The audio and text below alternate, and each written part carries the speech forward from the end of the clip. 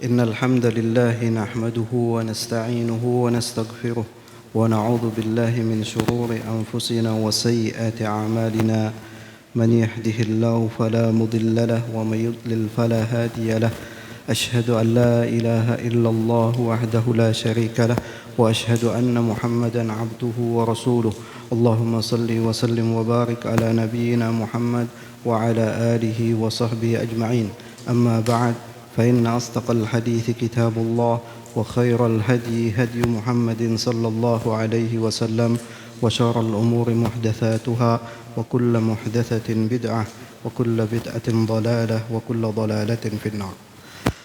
إخواني وأخواتي أعزني الله وإياكم. Alhamdulillah,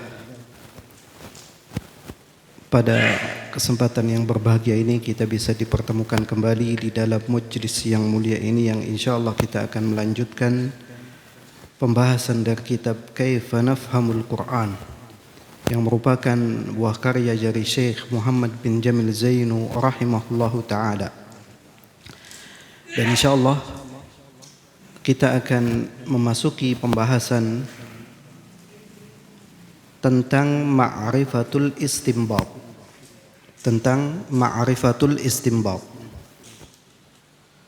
Bagaimana kita bisa mengetahui istinbat, yaitu pengambilan hukum dari suatu dalil.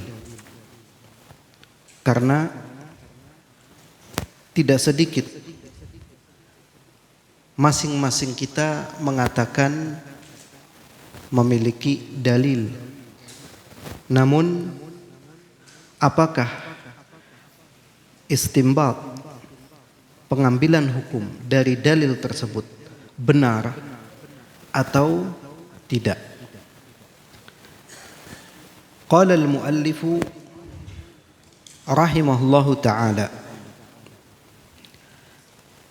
al-istinbatu huwa al-fahmu ad-daqiq al-mustanbata min ma'na al-ayah. Istinbat adalah al-fahm. Al-fahm yaitu pemahaman.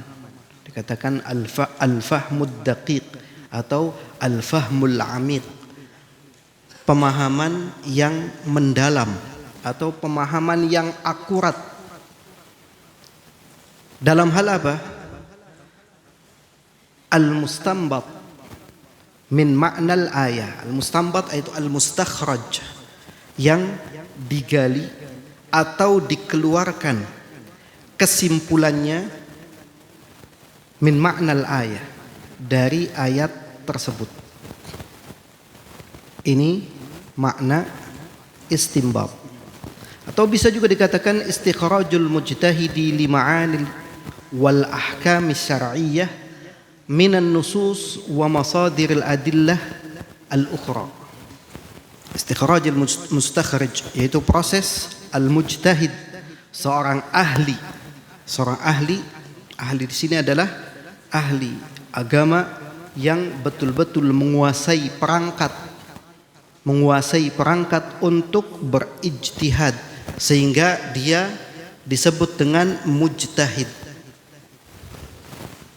Dalam menggali apa? Ma'ani, makna wal ahkam asy-syar'iyyah, dan juga hukum-hukum syar'i minan nusus, dari nas wa masadiril adillah al-ukhra, ataupun dari sumber dalil-dalil lainnya. Ini bisa dikatakan juga sebagai ijtihad, kesungguhan dalam apa? Dalam tadi menggali hukum dari suatu dalil. Apa contohnya? Mithalu dzalik. Awalan, mithalu dzalika qaulullah ta'ala, idza jaa nasrullahi wal fath wa ra'aitan nasa yadkhuluna fi dinillahi afwaja fasabbih bihamdi rabbika wastaghfir innahu kana tawwaba. Sebuah surat yang pendek yang dinamai dengan surat apa? Surat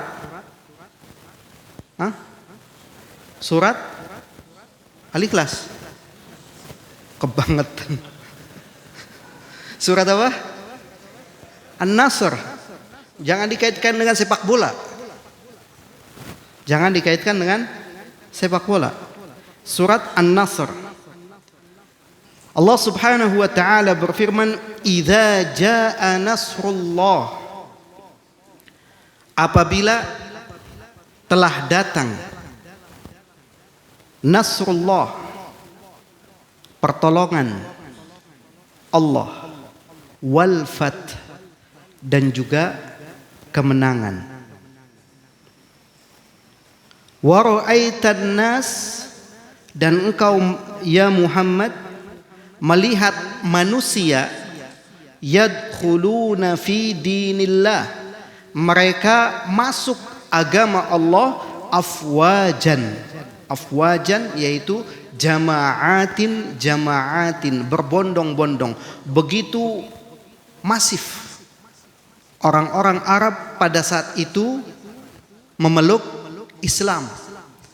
Yang sebelumnya ketika kota Makkah belum dibebaskan, masih dikuasai oleh orang-orang kafir Quraisy, dikuasai oleh orang-orang musyrik yang di sekitar Ka'bah tersebut masih banyak dikelilingi oleh berhala, patung-patung.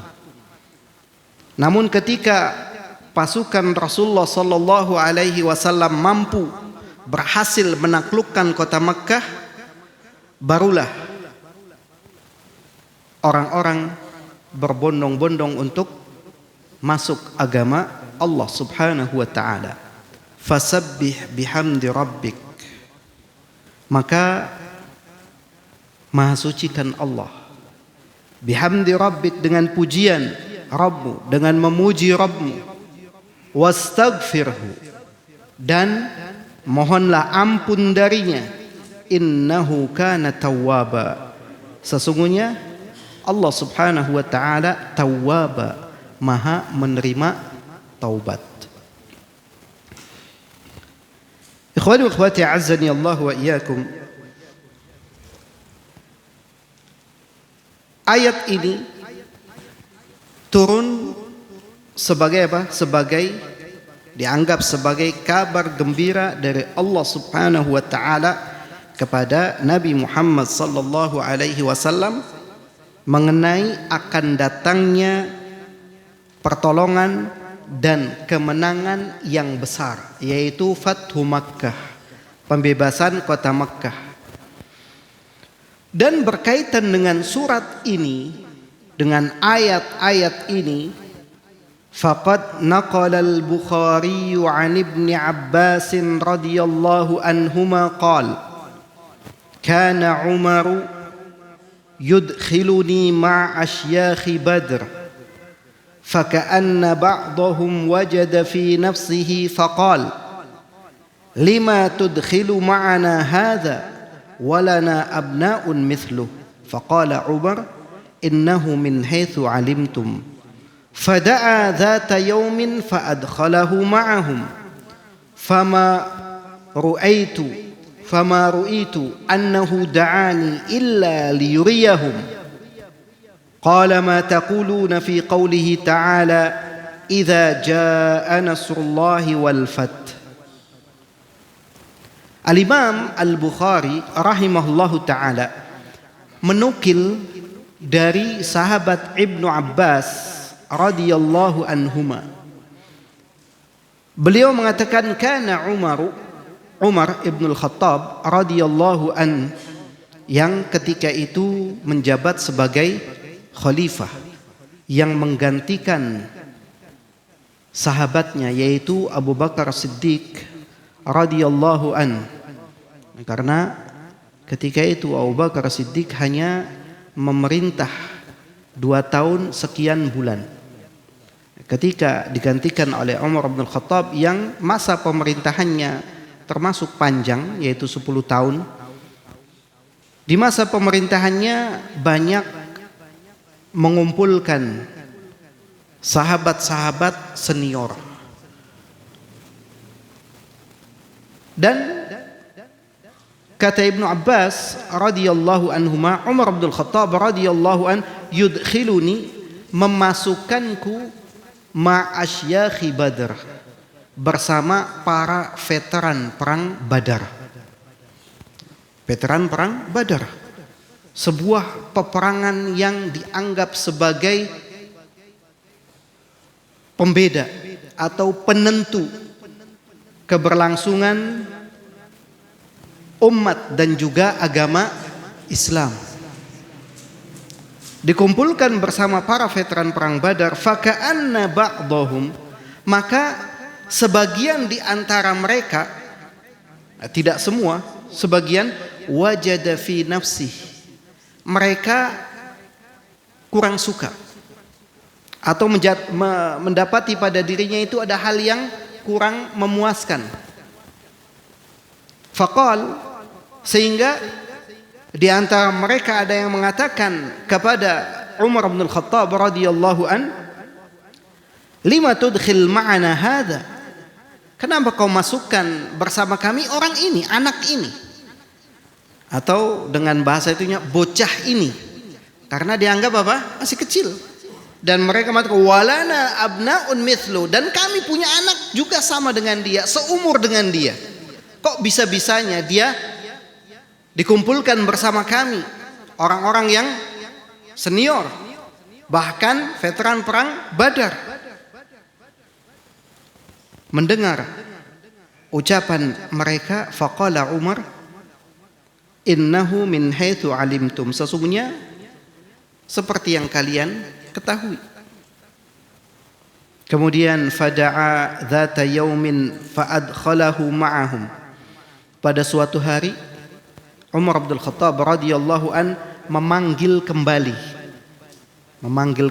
Ibnu Abbas dan juga mereka para veteran perang Badar, dikumpulkan lagi. Fama ru'itu annahu da'ani illa liyuriyahum, kata Ibnu Abbas, perhatikan, tidaklah aku melihat bahwasanya beliau Umar bin Khattab radhiyallahu an memanggilku kecuali untuk memperlihatkan kepada mereka.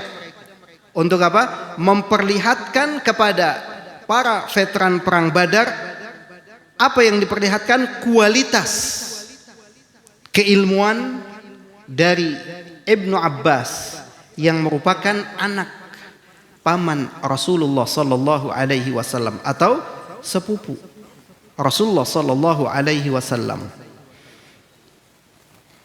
Setelah semuanya berkumpul, qala ma taquluna fi qawlihi ta'ala, Umar bin Khattab radhiyallahu an mengatakan kepada orang-orang yang hadir pada saat itu, apa yang kalian katakan atau apa pendapat kalian tentang firman Allah Subhanahu wa taala, idza jaa nasrullahi wal fath, apabila telah datang pertolongan Allah dan kemenangan yang besar. Sebuah pertanyaan tentang tafsir ayat Al-Quran, yaitu surat An-Nasr, kepada mereka para sahabat senior. Faqala ba'duhum, umirna an nahmadallaha wa nastaghfirahu idza nusirna wa fataha alaina, idza nasarna wa fataha alaina, wa sakata ba'duhum falam yaqul syai'a. Faqala li akadzaka taqulu ya ibn Abbas? Faqultu la. Qala fama taqul? Qultu huwa ajalu Rasulillah sallallahu alaihi wasallam a'lamahu lah. Qala idza jaa nasrullahi wal fath wa dzalika alamatu ajalik fasabbih bihamdi rabbika wastaghfir innahu kana tawwaba. Faqala Umar ma a'lamu minha illa ma taqul. Kemudian ketika ditanya oleh Umar bin Khattab radhiyallahu an tentang firman Allah Subhanahu wa taala surat An-Nasr, sebagian mereka ada yang menjawab, umirna, kami diperintahkan, an nahmadallah, untuk memuji Allah. Bahwasanya ayat ini memerintahkan kami untuk memuji Allah Subhanahu wa taala, wa nastaghfiruhu, dan juga memohon ampun kepadanya. Beristighfar, memohon ampun kepada Allah Subhanahu wa taala idza nasarana, apabila Allah memberikan pertolongan kepada kita. Wa fataha alaina, dan memberikan kemenangan yang besar dengan dibebaskannya kota Makkah. Sebagian orang menjawab seperti itu. Namun ada juga wasakata ba'duhum, sebagian yang lain diam, sekut, tidak ada yang berbicara, tidak ada yang menjawab. Falam yakul syai'an, tidak ada satu kata patah pun yang diucapkan. Setelah itu baru kemudian faqala li, Umar bin Al-Khattab radhiyallahu an bertanya kepadaku. Kata Ibnu Abbas, bertanya kepadaku, akadzaka, apakah seperti itu? Taqulu ya Ibnu Abbas, apakah seperti itu pendapatmu wahai Ibnu Abbas? Tadi pendapatnya apa? Kita diperintahkan untuk apa? Memuji Allah, untuk beristighfar kalau diberikan kemenangan, kalau diberikan kemerdekaan. Tapi nyatanya di negeri kita kalau ada kemerdekaan apa? Joget-joget, nanggap berokan. Itu pemahaman secara naluri. Padahal kata Ibnu Abbas, faqultu la, aku katakan bukan.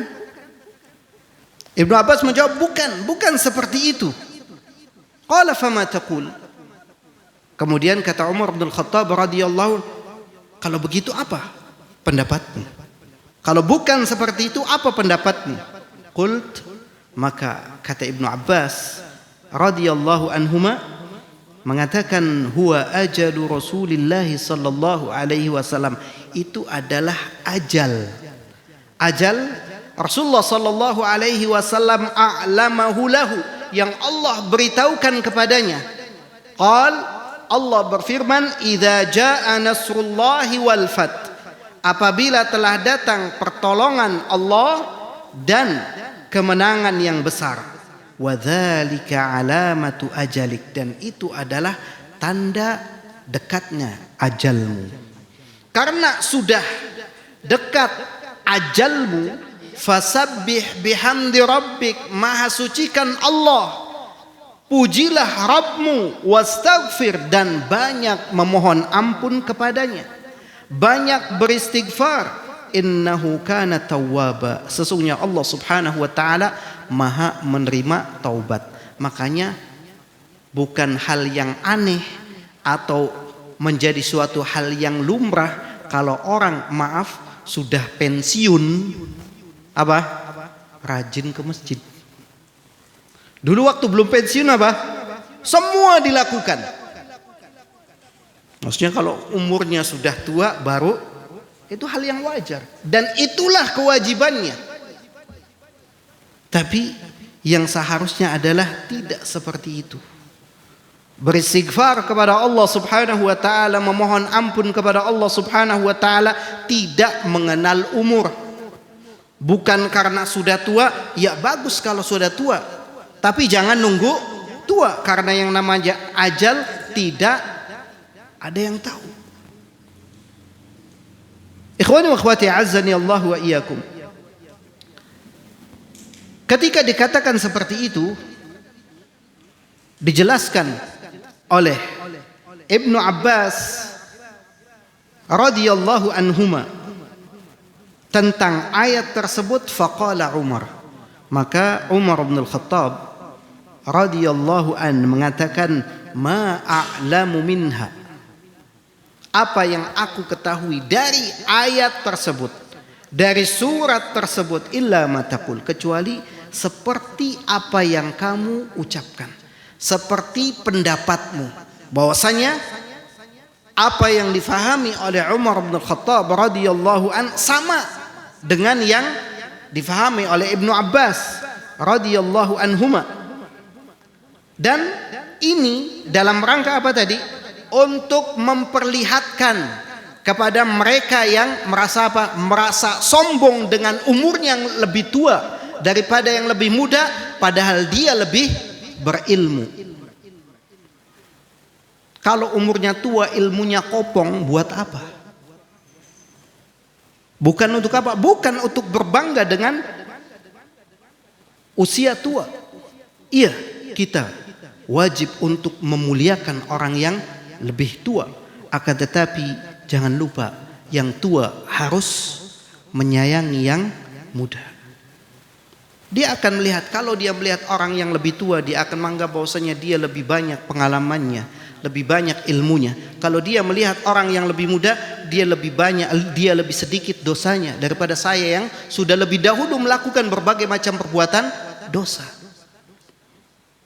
Ikhwani wa akhwati azzani Allah wa iyyakum, di sini memberikan pelajaran kepada kita bahwasanya yang namanya kemuliaan itu dilihat dari ilmu dan juga ketakwaan, khasyatullah, takutnya dia kepada Allah Subhanahu wa taala. Ibnu Abbas radhiyallahu anhuma dimuliakan oleh seorang khalifah bukan karena dia adalah sepupu Rasulullah sallallahu alaihi wasallam, istilahnya habib. Iya, dia orang mulia, memiliki nasab yang mulia. Akan tapi bukan hanya semata-mata itu, tapi karena keilmuan. Karena semenjak kecilnya Ibnu Abbas radhiyallahu anhuma didoakan oleh Rasulullah sallallahu alaihi wasallam, Allahumma faqihu fid din wa 'allimhu ta'wil. Didoakan oleh Rasulullah sallallahu alaihi wasallam, ya Allah, fahamkan dia dalam masalah agama, wa 'allimhu ta'wil, dan ajarkan tafsir. Sehingga setiap penafsiran yang bersumber dari sahabat Ibnu Abbas itu akan lebih diutamakan, lebih didahulukan, karena memang penafsirannya itu lebih akurat, lebih akurat daripada yang lainnya. Walaupun al-khulafa'ur rasyidun, para khulafa'ur rasyidun, mereka adalah ahli tafsir, mereka juga adalah ahli tafsir, tapi masing-masing memiliki keutamaan. Dan Ibnu Abbas radhiyallahu anhuma yang mendapatkan keberkahan doa Rasulullah sallallahu alaihi wasallam, didoakan oleh beliau sallallahu alaihi wasallam, faham dalam masalah agama dan juga ahli dalam tafsir, sehingga dijuluki dengan habrul ummah, lautan ilmu bagi umat. Karena memang beliau radhiyallahu anhuma adalah seorang yang berilmu luas. Ikhwani wa akhwati azzani Allah wa iyyakum. Kemudian thaniyan, contoh yang kedua, wa mithalun akhar ma naqalahu Ibnu Katsir 'an Asy-Syafi'i rahimahumullah fi qoulihi ta'ala alla taziru waziratu wizra ukhra wa an laysa lil insani illa ma sa'a, ay kama la yahmilu alayhi wizra ghairihi kadzalika la yahsulu lahu minal ajri illa ma kasaba huwa li nafsihi. Contoh yang kedua adalah apa yang dinukil oleh Al-Imam Ibnu Katsir rahimahullahu taala dari Al-Imam Asy-Syafi'i rahimahullah fi qoulihi ta'ala, tentang firman Allah Subhanahu wa taala yang ada di dalam surat An-Najm ayat 39. Surat An-Najm ayat 39. Allah Subhanahu wa taala berfirman, alla taziru waziratu wizra ukhra wa an laysa lil insani illa ma sa'a. Bahwasanya orang yang melakukan perbuatan dosa, orang yang berdosa itu tidak akan apa? Tidak akan memikul dosa orang lain, atau dia tidak akan menerima dosa orang lain. Dan sebaliknya, wa alaysa lil insani illa ma sa'a. Dan bagi seseorang tidak akan mendapatkan pahala tidak akan mendapatkan kecuali apa yang dia usahakan. Ai kama la yahmilu alaihi wizra ghairi, sebagaimana dia tidak menanggung dosa orang lain. Ada orang yang melakukan perbuatan dosa, kita tidak menanggung dosa orang tersebut. Kadzalik, maka demikian pula la yahsulu lahu minal ajri, dia tidak akan mendapatkan pahala illa ma kasabahu wa li nafsihi, kecuali apa yang dia kerjakan, yang dia lakukan untuk dirinya. Atau dengan kata lain, tidak ada apa? Tidak ada dosa warisan ataupun pahala warisan. Namun bagaimana pemahaman ayat ini? Wa min hadhil ayatil karimati istanbata al-Imam Asy-Syafi'i rahimahullahu ta'ala anna al-qira'ata la yasilu ihda'u thawabiha ila al-mauta li'annahu laysa min 'amalihim wala kasbihim. ولهذا لم يندب إليه رسول الله صلى الله عليه وسلم أمته ولا حثهم عليه ولا أرشدهم إليه بنص ولا إيماء ولم ينقل ذلك عن أحد من الصحابة رضي الله عنهم ولو كان خيرا لسبقونا إليه وباب القربات يقتصر فيه على النصوص wala yatasarrafu fihi bi anwa'il aqisati wal ara. Dari ayat yang mulia ini, surat An-Najm ayat 39, Al-Imam Asy-Syafi'i rahimahullahu taala beristimbat. Tadi apa yang dimaksud dengan istimbat? Ini karena pembahasan kita tentang apa? Tentang istimbat. Pemahaman yang mendalam atau pemahaman yang akurat tentang apa? Tentang mengeluarkan makna ayat ataupun hukum yang terkandung di dalamnya. Al-Imam Asy-Syafi'i rahimahullahu taala beristimbat dari ayat ini. Jadi setelah memperhatikan, mentadabburi ayat tersebut, kemudian dikeluarkan hukum, produk hukum dari ayat tersebut. Kata beliau, annal qira'ata, bahwasanya membaca Al-Quran, la yasilu ihda'u thawabiha ilal mauta, tidak akan sampai pahalanya ketika dihadiahkan kepada orang yang sudah meninggal. Misalkan saya baca Quran, kemudian saya niatkan bahwasanya bacaan ini pahalanya untuk roh fulan. Kata Imam Syafi'i apa? La yasilu, tidak sampai ihda'u thawabiha, hadiah pahalanya. Kenapa? Tidak sampai. Kenapa tidak sampai? Bukankah ini banyak? Ila ruhi, biasanya kan ila ruhi, ila hadrati, ila yang lainnya. Kayak seakan-akan kita sudah nggak butuh gitu. Kita nggak butuh, kasihkan ke orang lain.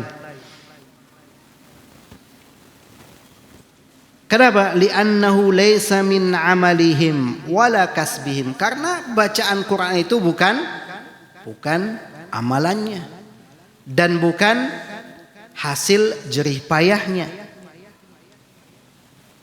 Dan orang yang sudah meninggal sudah tidak bisa apa? Tidak bisa beramal lagi. Siapa yang mendapatkan pahala? Orang yang membacanya. Yang membaca Al-Quran, dia yang akan mendapatkan pahalanya. Ketika dia hadiahkan, maka tidak akan sampai, karena itu bukan jerih payah dari orang yang tadi dihadiahkan. Karena ini bukan amalannya dan bukan hasil jerih payahnya, sehingga pahalanya tidak sampai. Oleh karena itu, walihadza lam yandub ilaihi Rasulullah sallallahu alaihi wasallam ummata. Oleh karena itu Rasulullah sallallahu alaihi wasallam tidak menganjurkan, tidak memerintahkan umatnya untuk melakukan hal itu. Misalkan apabila kalian membaca Al-Quran, hadiahkan pahalanya kepada orang-orang yang sudah meninggal. Tidak ada. Rasulullah sallallahu alaihi wasallam tidak memerintahkan hal tersebut. Wala hathahum alaihi, dan Nabi sallallahu alaihi wasallam tidak menganjurkan, tidak memerintahkan, wala arsyadahum ilai, dan tidak membimbing umatnya untuk melakukan hal itu binassin wala ima, baik melalui dalil yang jelas wala ima, ataupun dalil yang berupa isyarat. Dalilnya enggak jelas, tapi dari dalil itu ada isyarat untuk memerintahkan, menghadiahkan pahala baca Quran. Katakan tidak ada. Walam yunqal dzalikan an ahadim minas sahabati radhiyallahu anhum, dan tidak ada nukilan dari salah seorang sahabat pun radhiyallahu anhum yang melakukan hal tersebut. Walau kana khairan lasabaquna ilaih, kalau seandainya perbuatan itu baik, niscaya mereka akan mendahului kita untuk melakukan hal itu. Karena apa? Tidaklah ada satu kebaikan sekecil apapun Rasulullah sallallahu alaihi wasallam akan menunjukkan umatnya, dan para sahabat akan berlomba-lomba untuk melakukannya. Adakah Rasulullah sallallahu alaihi wasallam memerintahkan hal itu? Atau adakah salah seorang sahabat melakukan hal tersebut? Ini menunjukkan bahwasanya itu tidak masuk dalam ajaran Rasulullah sallallahu alaihi wasallam. Kalau baik, niscaya mereka akan mendahului kita. Apakah kita jauh lebih semangat dalam beramal saleh daripada mereka? Jauh. Baina sama'i was sumur, antara langit dan sumur.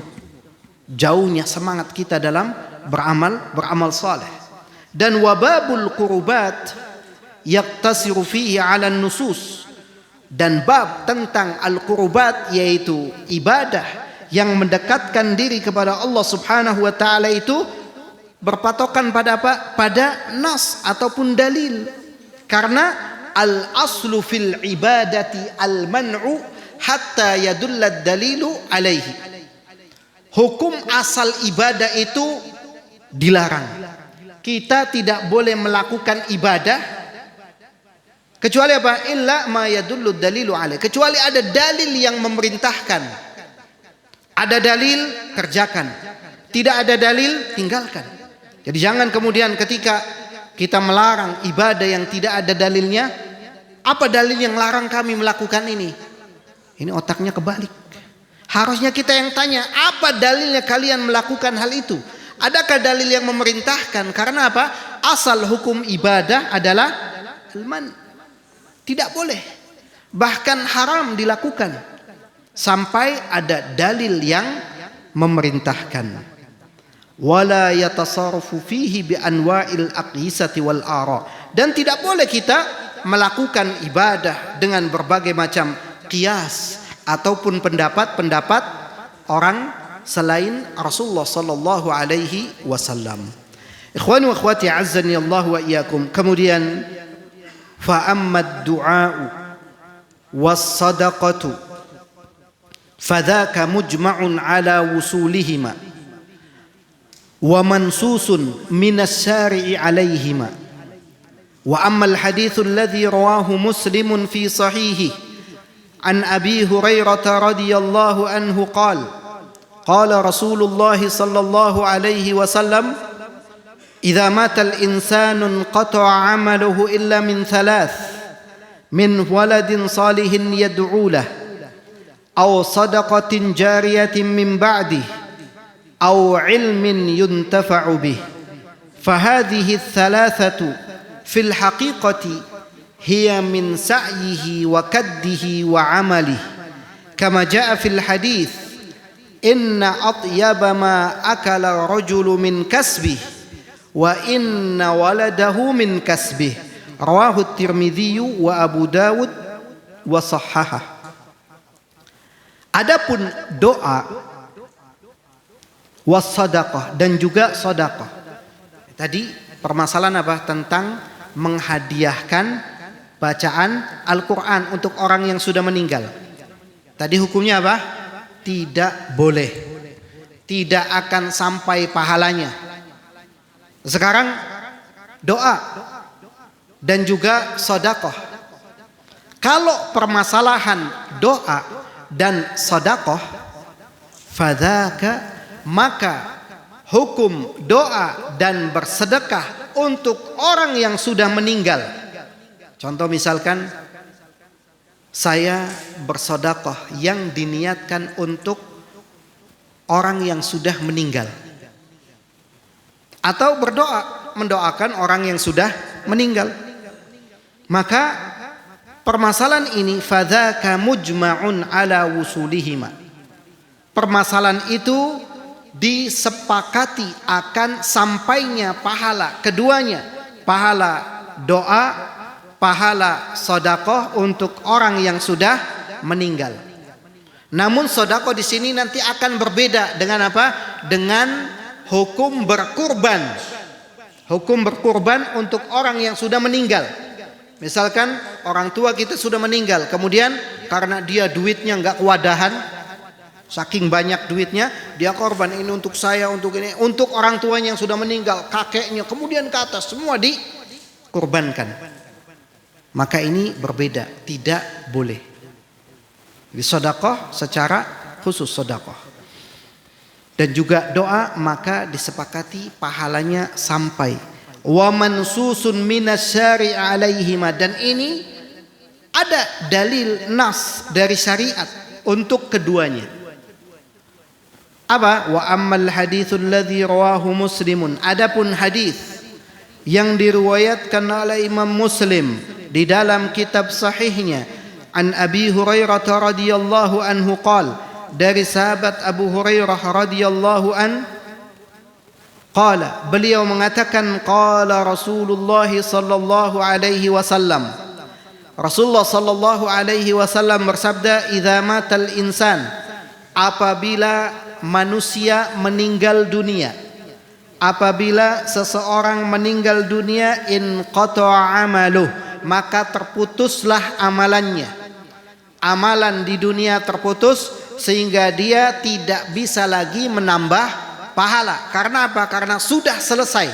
Dia sudah tidak bisa beramal lagi. Sudah tidak bisa berusaha lagi. Selesai. Putus. Illa min thalath, kecuali 3 hal. Apa ketiga hal yang pahalanya akan terus bisa mengalir? Pahalanya terus bisa dia dapat walaupun sudah meninggal dunia. Min waladin salihin yad'ulah, itu dari anak saleh yang mendoakan orang tuanya. Di sini kalimatnya yad'ulah, berdoa, mendoakan orang tua. Dan tentunya kesolehan seorang anak itu terlihat dari apakah dia mendoakan orang tuanya atau tidak. Dikatakan dia soleh karena apa? Dia mendoakan orang tuanya. Maka ingat orang tua kita yang sudah tiada.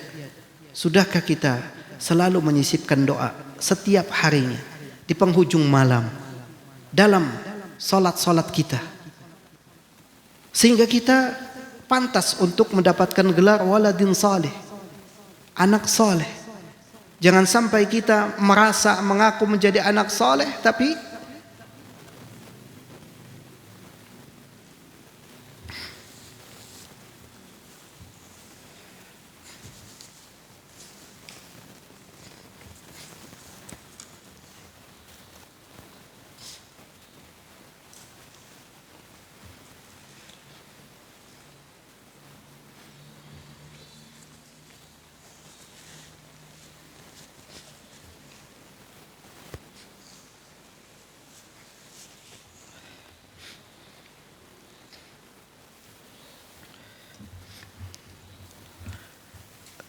ketika kita mengaku menjadi anak soleh namun tidak pernah ada sisipan doa untuk kedua orang tua kita, ingatlah mereka membutuhkan doa kita. Mereka sangat membutuhkan doa kita yang masih hidup dari anak-anaknya. Jangan pernah lupakan mereka. Mereka yang telah berusaha menjadikan kita menjadi anak yang saleh. Karena anak tidak akan menjadi saleh dengan sendirinya kecuali karena orang tua yang saleh. Dengan amalannya Allah Subhanahu wa taala menjaga anak-anaknya dari melakukan perbuatan dosa. Dengan kesolehan orang tua, doa orang tua, anak terjaga dan menjadi anak yang saleh. Karena didikan orang tua, anak menjadi anak yang berbakti kepada kedua orang tuanya. Ikhwani wa akhwati azzani Allah wa iyyakum. Kemudian yang kedua, au sadaqatin jariyatin min ba'di, ataupun sedekah jariyah setelahnya. Sedekah jariyah adalah sebaik-baik amalan yang dikeluarkan oleh seorang muslim ketika di masa hidupnya. Ketika kita diberikan amanah oleh Allah Subhanahu wa taala berupa harta, maka carilah aulawiyat, prioritas amalan yang pahalanya akan terus mengalir untuk kita. Seperti halnya membangun masjid, termasuk sedekah jariyah yang pahalanya akan terus mengalir ketika dia meninggal dunia. Dan juga sedekah jariyah lainnya yang pahalanya akan terus dia dapatkan setelah dia meninggal dunia. Kemudian yang ketiga, au ilmin yuntafa'u bih, ataupun ilmu yang bermanfaat, ilmu yang diajarkan kepada orang lain sehingga orang lain mendapatkan ilmu, bisa beramal dengan ilmu tersebut, dijauhkan dari hal-hal yang tidak bermanfaat, dijauhkan dari kedurhakaan kepada Allah Subhanahu wa taala. Ini juga akan menjadi amal yang pahalanya akan terus mengalir walaupun dia telah meninggal dunia. Sehingga thalabul ilmi, menuntut ilmu, termasuk amalan yang sangat dicintai oleh Allah Subhanahu wa taala dan pahalanya akan terus mengalir. Fahadhihi thalathatu fil haqiqati hiya min sa'yihi wa kaddihi wa amalih. Dan ketiga amalan ini pada hakikatnya anak saleh yang mendoakan orang tuanya, sedekah jariyah, dan juga ilmu yang bermanfaat. Ketiganya pada hakikatnya adalah min sa'yihi, dari usaha dia ketika dia masih hidup di dunia, wa kaddihi, dan juga jerih payahnya. Dia bersusah payah menuntut ilmu, harus meninggalkan kampung halamannya.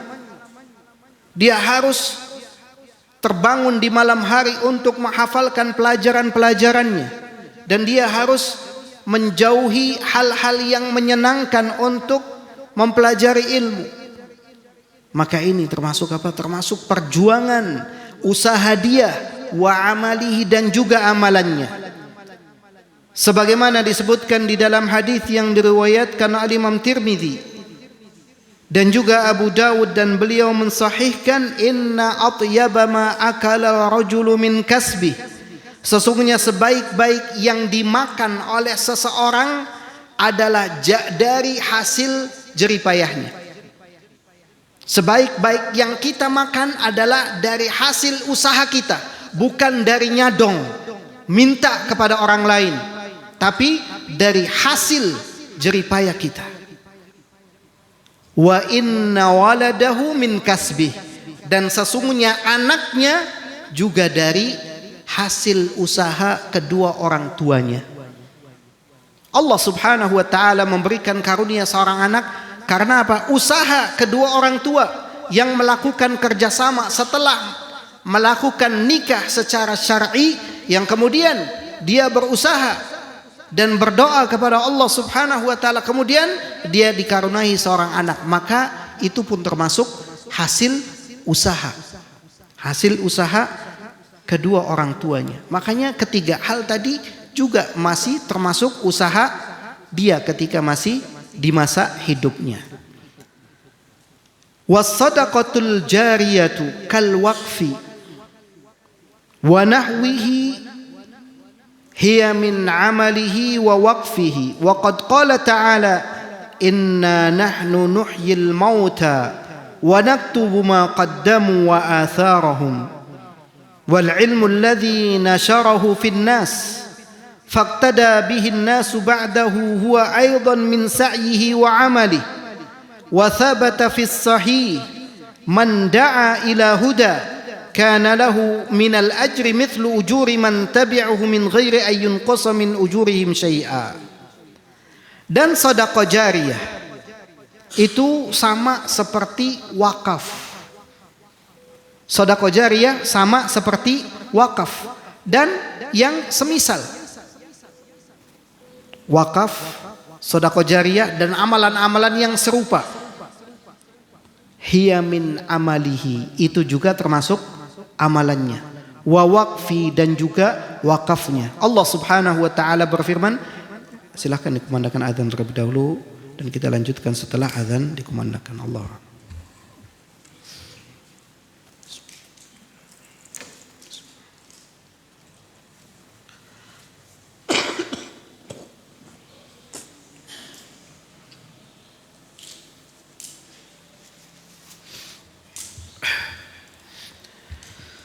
Ikhwani wa akhwati azzani Allah wa iyyakum. Sedekah jariyah itu seperti wakaf dan yang serupa dengannya, termasuk amalan dia dan juga wakaf yang dia lakukan ketika hidup di dunia. Allah Subhanahu wa taala berfirman dalam surat Yasin ayat 12, "Inna nahnu nuhyil mauta wa naktubu ma qaddamu wa atharahum." Kata Allah Subhanahu wa taala, "Inna nahnu nuhyil mauta." Sesungguhnya kami yang telah menghidupkan al-mauta, orang-orang yang telah mati. Wa naktubu ma qaddamu, dan menuliskan, mencatat apa yang telah mereka kerjakan di masa hidupnya, wa atharahum, dan apa yang mereka tinggalkan. Yang mereka tinggalkan apa? Tadi wakaf. Kemudian sedekah jariyah dan juga amal-amal yang amalannya, pahalanya akan terus mengalir. Maka Allah Subhanahu wa taala catat itu. Tidak akan ada yang hilang, tidak akan ada yang terselip. Semuanya ada, tercatat dengan rapi. Wal ilmu alladhi nasharahu fin nas, dan ilmu yang dia sebarkan, yang diajarkan kepada manusia, faqtada bihin nasu ba'dahu, dan orang-orang beramal dengan ilmu tersebut. Wa huwa aidan min sa'yihi wa amali, itu juga termasuk usaha dan amalannya. Ketika di masa hidupnya dia rajin menyampaikan ilmu kepada orang-orang sehingga orang tercerahkan, mendapatkan ilmu kemudian diamalkan. Ini termasuk usaha orang tersebut. Wa thabata fis sahih, dan di dalam hadis yang sahih Nabi sallallahu alaihi wasallam bersabda, "Man da'a ila huda kana lahu minal ajri mithlu ujuri man tabi'ahu min ghairi an yunqasu min ujurihim syai'a." Barang siapa yang mengajak kepada sebuah petunjuk, mengajak kepada sebuah kebaikan, kana lahu minal ajri, maka dia akan mendapatkan pahala mithlu ujuri man tabi'ahu, seperti pahala orang yang mengikutinya, seperti pahala orang yang mengamalkannya, min ghairi ayun qasu min ujurihim syai'a, dengan tidak mengurangi sedikit pun pahala mereka yang telah beramal tersebut. Amalan untuk mereka tetap, dan orang yang mengajarkan, mengajak kepada kebaikan, dia akan mendapatkan tambahan pahala karena sebab apa yang dia ajak dilakukan dan dikerjakan oleh orang lain. Wallahu ta'ala alam. Mungkin saja, barangkali ada yang ingin tanyakan, kami persilahkan.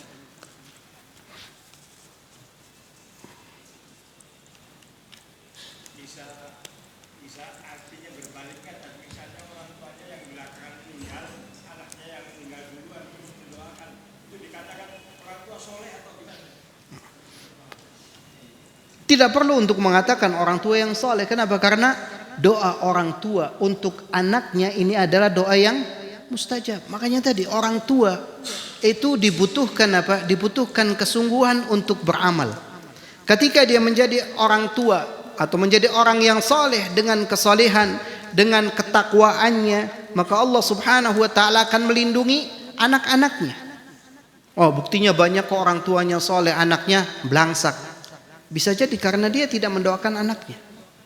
Dia beramal hanya untuk dirinya saja. Ingat bahwasanya doa orang tua untuk anak itu mustajab. Maka sebagai orang tua yang memiliki anak, doakan anak dengan penuh kebaikan. Kadang sebagai orang tua mengucapkan sumpah serapah, kata-kata yang tidak baik untuk anaknya, ini adalah sesuatu yang tidak benar.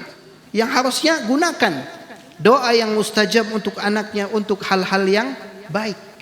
Allahu a'lam.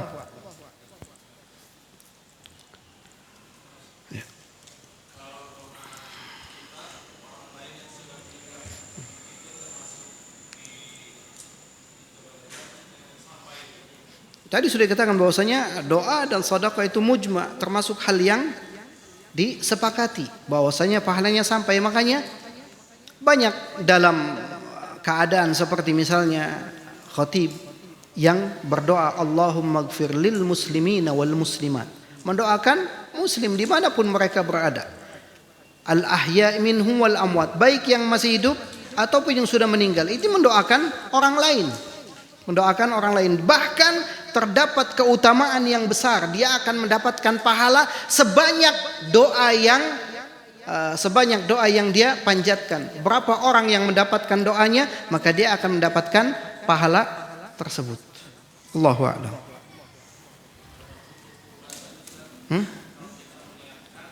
Kurban.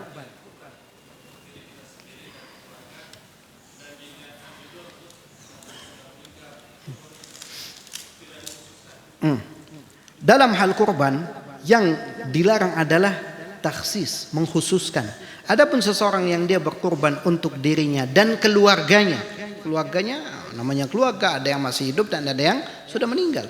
Ketika dia tidak mengkhususkan, maka itu hal yang diperbolehkan. Tapi mengkhususkan orang yang sudah meninggal untuk kurban, maka ini tidak pernah dicontohkan oleh Nabi Shallallahu Alaihi Wasallam. Tidak ada satu riwayat pun Rasulullah menyembelih untuk istrinya Khadijah yang sudah meninggal, untuk anak-anak yang sudah meninggal, atau untuk putrinya yang sudah meninggal, tidak pernah. Sehingga tidak boleh mengkhususkan kurban untuk orang yang sudah meninggal. Allahu a'lam.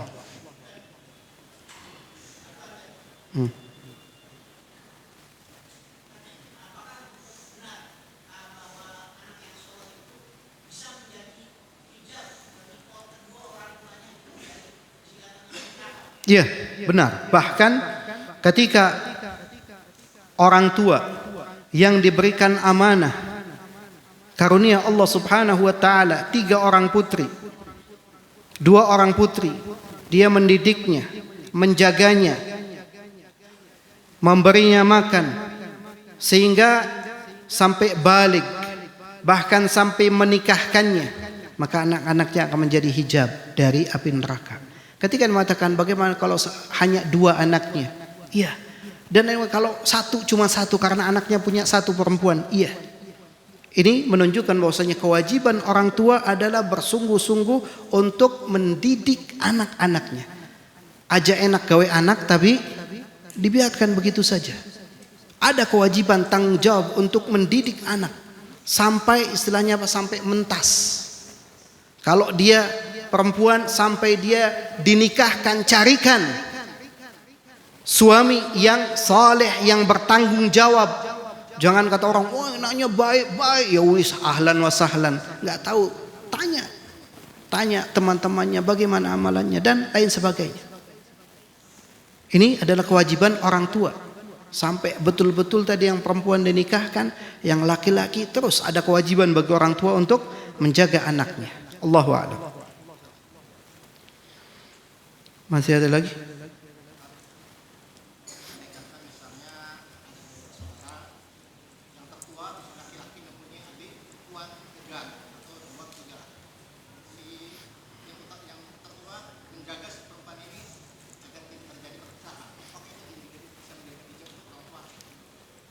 Itu berbeda. Ini adalah memang kewajiban anak laki-laki ataupun saudara laki-laki untuk saudari perempuannya. Tapi orang tuanya yang sudah meninggal sudah selesai. Bagaimana dia usahanya ketika masih hidup? Usaha untuk mendidik, mengajar dan juga menjaga anak-anaknya. Kadang orang tua nggak tahu menau. Tapi bisa jadi karena mungkin dia juga punya amalan yang tersembunyi, sehingga Allah Subhanahu wa taala jaga anak-anaknya. Jadi ini bukan termasuk usaha orang tua. Bukan termasuk usaha orang tua. Allahu a'lam. Masih ada lagi? Kalau tidak ada kita cukupkan, mudah-mudahan bermanfaat bagi kita semua. Kurang lebihnya saya mohon maaf dan kita tutup dengan doa kafaratul majlis. Subhanakallahumma rabbana wa bihamdika asyhadu an la ilaha illa anta astaghfiruka wa atubu ilaik. Wa sallallahu ala nabiyyina Muhammadin wa ala alihi wa sahbihi wa sallam. Wa akhiru da'wana alhamdulillahi rabbil alamin. Assalamualaikum warahmatullahi wabarakatuh.